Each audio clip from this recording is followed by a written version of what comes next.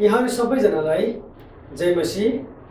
आज म फेरि पनि यहाँहरूको माझमा परमेश्वरको वचन लिएर उपस्थित भएको छु।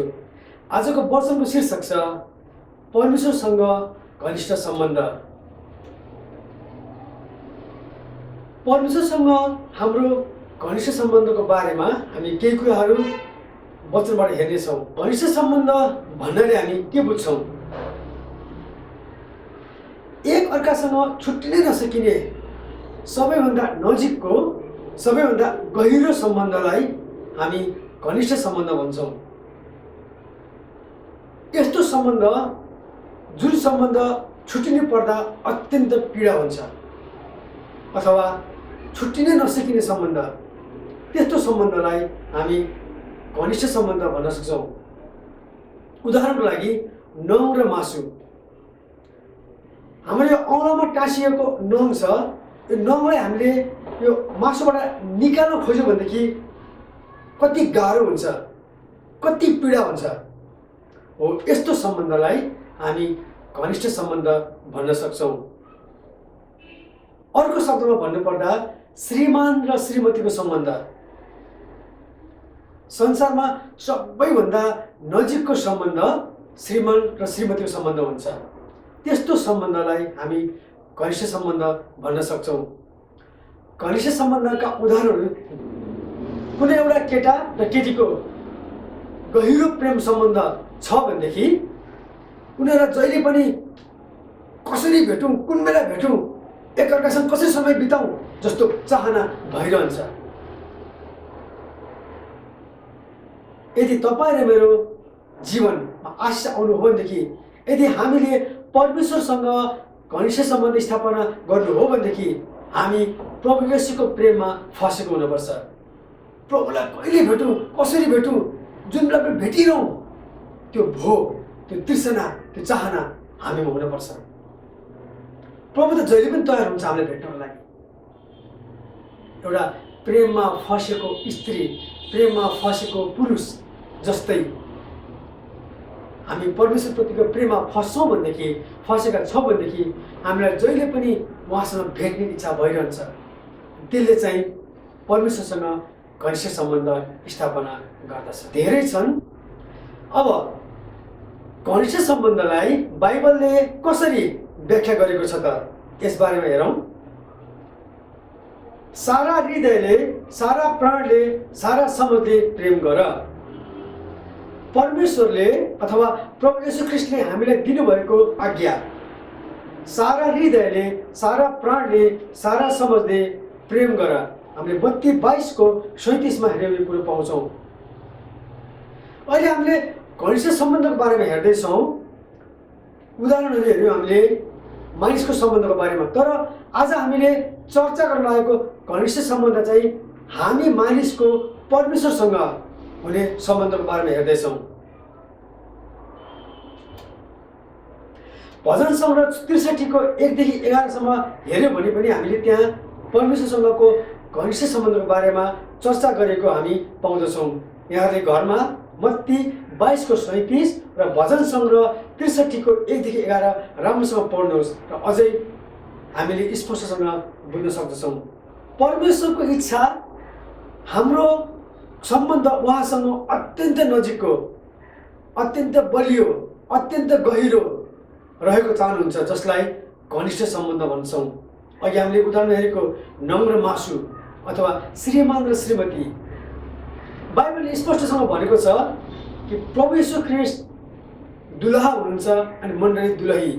यस अर्थमा हेर्ने हो भने कि परमेश्वरसँग हाम्रो सम्बन्ध श्रीमान र श्रीमतीको जस्तै घनिष्ठ हुनुपर्ने हो। अब परमेश्वरसँग घनिष्ठ सम्बन्ध हामीले कसरी कायम गर्न सक्छौँ?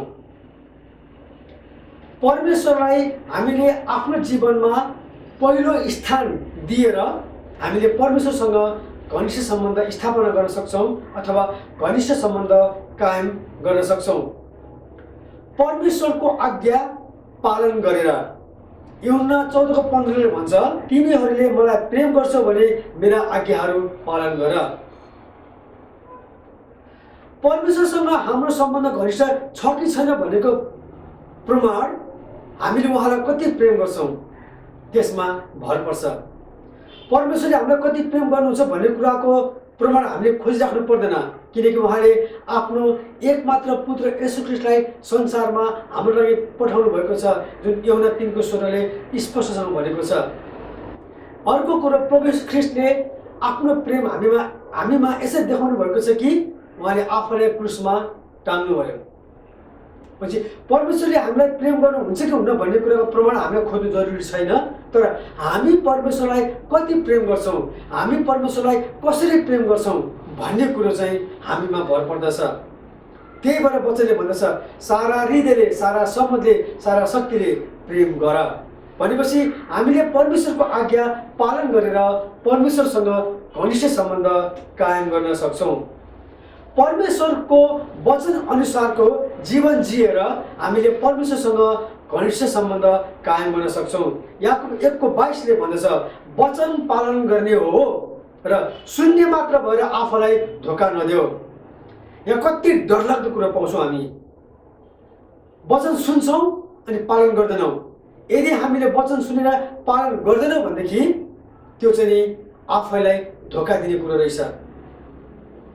हामी प्रभुको अगाडि कति प्रतिज्ञा गर्छौँ, प्रभु आजदेखि उसो मैले यो गरेका खराब कुरा म छोड्छु, म तपाईँको बाटोमा हिँड्छु भनेर हामी प्रभुसँग प्रतिज्ञा गर्छौँ।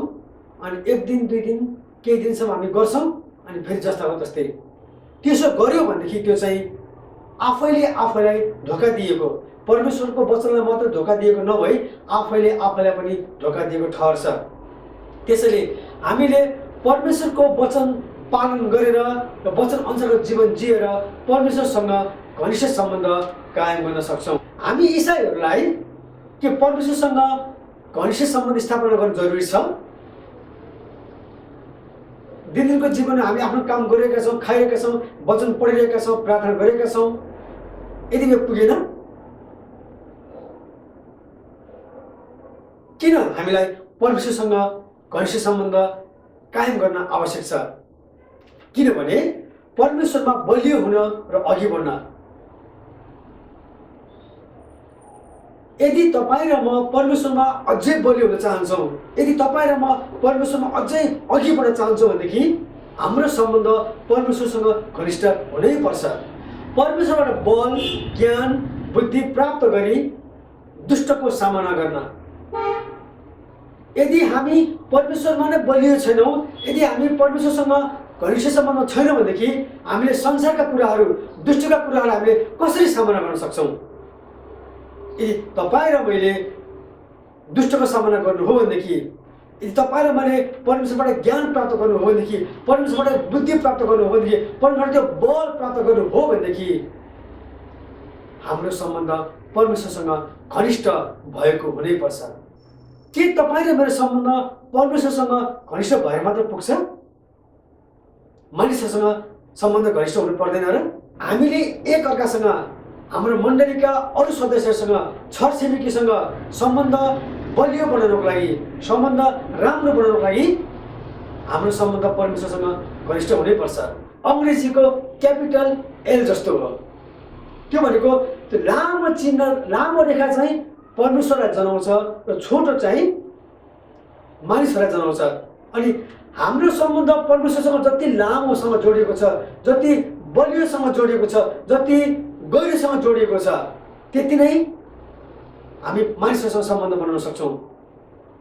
भनेको मतलब चाहिँ हामी यसरी पनि भन्न सक्छौँ, छोटो चाहिँ मानिसहरूसँग भयो, लामो चाहिँ परमेश्वरसँग। भनेपछि मानिसभन्दा पनि अझ मुख्य कुरो चाहिँ परमेश्वरसँग हाम्रो सम्बन्ध बलियो बनाउनु पर्ने आवश्यकता रहेछ। जति हाम्रो सम्बन्ध परमेश्वरसँग घनिष्ठ हुन्छ, त्यति नै हामी अरूसँग पनि सम्बन्ध बलियो बनाउन सक्छौँ। अर्को अत्यन्त महत्त्वपूर्ण कुरो, परमेश्वरको महिमा गर्न। वचनले भन्दछ, पहिलो कोरिन्थी 10:30, चाहे खाओ, चाहे पियो, चाहे जेसुकै गर, तर परमेश्वरको महिमाको निम्ति गर। हामीले गरेको हरेक कुराबाट हामी परमेश्वरको महिमा भएको चाहन्छौँ। यदि हामीले गरेका हरेक कुराबाट परमेश्वरको महिमा गर्न हामी चाहन्छौँ भनेदेखि के हाम्रो सम्बन्ध परमेश्वरसँग घनिष्ठ हुन आवश्यक छैन र? हाम्रो सम्बन्ध परमेश्वरसँग घनिष्ठ छैन भने, हाम्रो सम्बन्ध परमेश्वरसँग बलियो छैन भनेदेखि हामीले कुनै पनि हालतमा हामीले गरेका कुराबाट परमेश्वरको हामी महिमा गर्न सक्दैनौँ। यो कुरो बुझ्नु अत्यन्तै जरुरी छ। परमेश्वरसँग सम्बन्ध घनिष्ठ बनाउनु चाहिँ परमेश्वरको इच्छा हो। यो परमेश्वरको इच्छा हो, यो परमेश्वरको चाहना हो। परमेश्वर सदैव तयार हुनुहुन्छ। प्रभुले भन्नुहुन्छ, आओ म कहाँ आओ, मेरो अँगालोमा बाँधिन आओ। हामी उहाँको अँगालोमा बाँधिन जान्छौँ, हामी उहाँको नजिकमा जान्छौँ भनेदेखि परमेश्वर त हामीसँग सदैव घनिष्ठ सम्बन्ध स्थापित गर्न तयार हुनुहुन्छ। तर हामी तयार छौँ कि छैनौँ? अब परमेश्वरको इच्छा उहाँसँग हामीले घनिष्ठ सम्बन्ध बनाएको हो।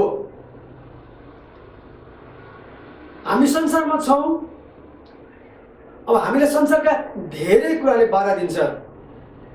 परमेश्वरसँग घनिष्ठ सम्बन्ध बनाउनको लागि हामीलाई के कुराले बाधा दिन्छ? शैतान। तपाईँ र मेरो सम्बन्ध परमेश्वरसँग बलियो भएको, परमेश्वरसँग घनिष्ठ भएको शैतानलाई कहिले पनि मन पर्दैन। त्यसैले यूहन्ना 10:10 भन्छ, चोर त चोरू, मारू र नाश पार्ने उद्देश्यले आयो।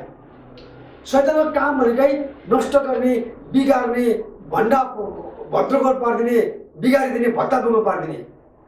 त्यसैले शैतानले जहिले पनि तपाईँ र मेरो सम्बन्धलाई परमेश्वरसँग घनिष्ठ भएको, बलियो भएको कहिले पनि चाहँदैन। त्यसले जहिले पनि हामीलाई संसारतिर टानिरहन खोज्छ। यो कुरामा हामी होसियार हौँ। परमेश्वरसँग घनिष्ठ सम्बन्ध स्थापना गर्न बाधा दिने अर्को कुरो चाहिँ हाम्रो आफ्नै कारण पनि हो। हामी आफै हौँ।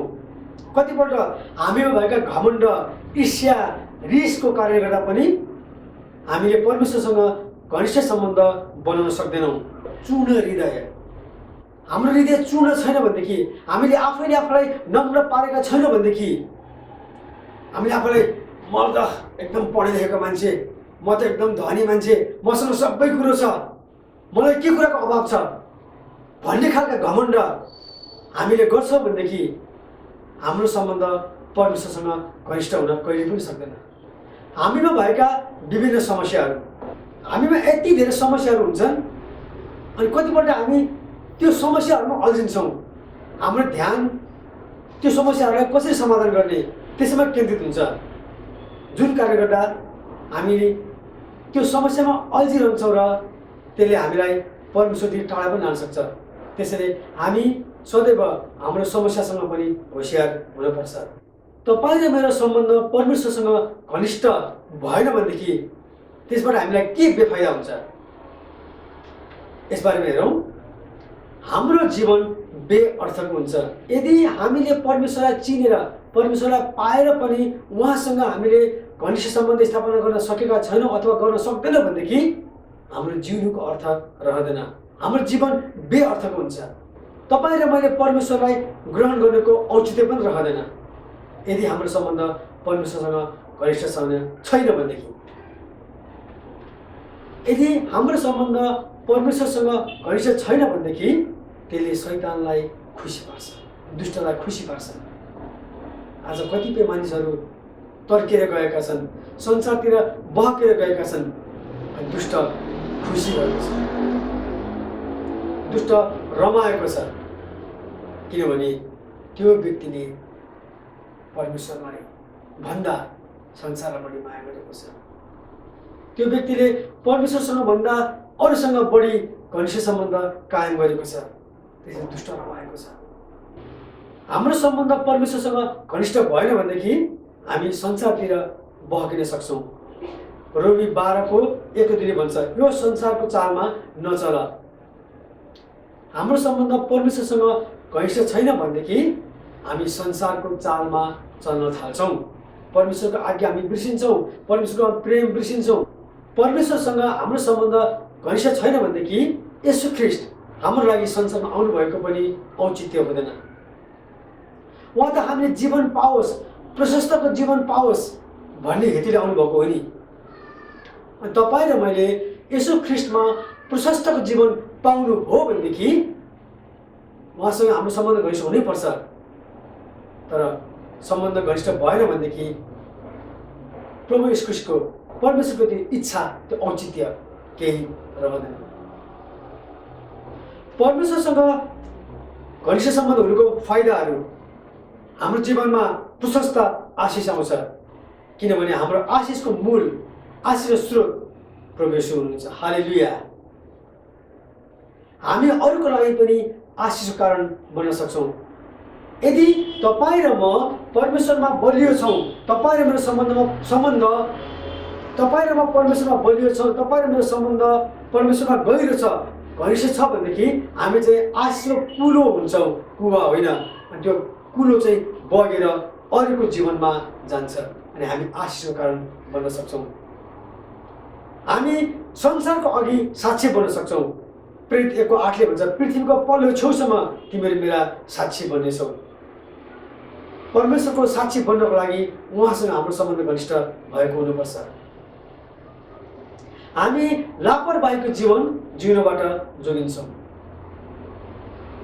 हाम्रो जीवनबाट परमेश्वरको महिमा हुन्छ। परमेश्वरको इच्छा हामीले उहाँसँग घनिष्ठ सम्बन्ध स्थापना गरेको। हालेलुया, हालेलुया। हाम्रो जीवनमा हामी प्रभुमा अझै बलियो भएर अझै अघि बढ्न सकौँ, अझै प्रभुसँगको बलियो सम्बन्ध हामी स्थापना गर्न सकौँ र अरूको निम्ति हामी साक्षी बन्न सकौँ। प्रभुले हामी सबैलाई आशिष दिनुभएको होस्। जय मसीह।